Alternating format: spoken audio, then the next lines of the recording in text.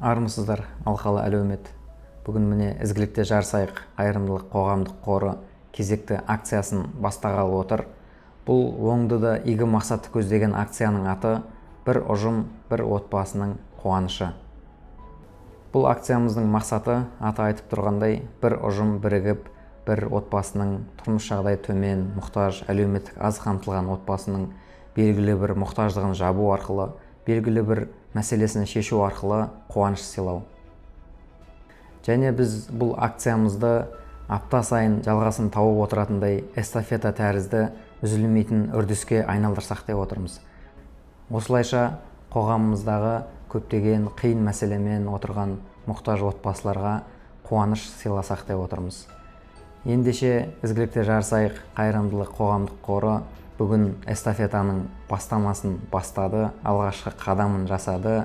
Ендеше эстафетаның кезегін алам деушілер болса, осы игі бастаманың жалғасуына, көптеген отбасылардың қуанышқа бөленуіне септігін тигізем деушілеріңіз болса, әрдайым есігіміз ашық.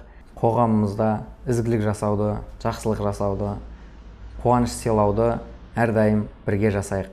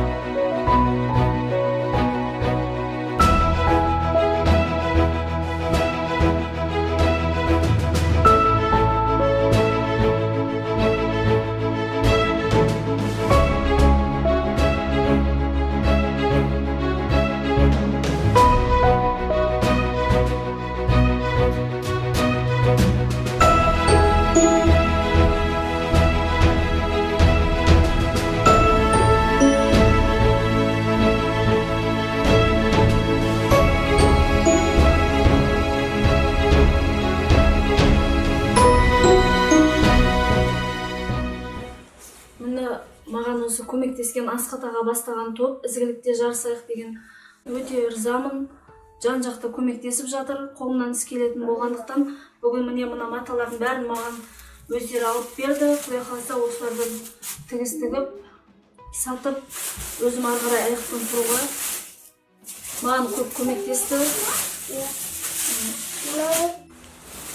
Құдай қаласа сенімдеріңізді ақтаймын.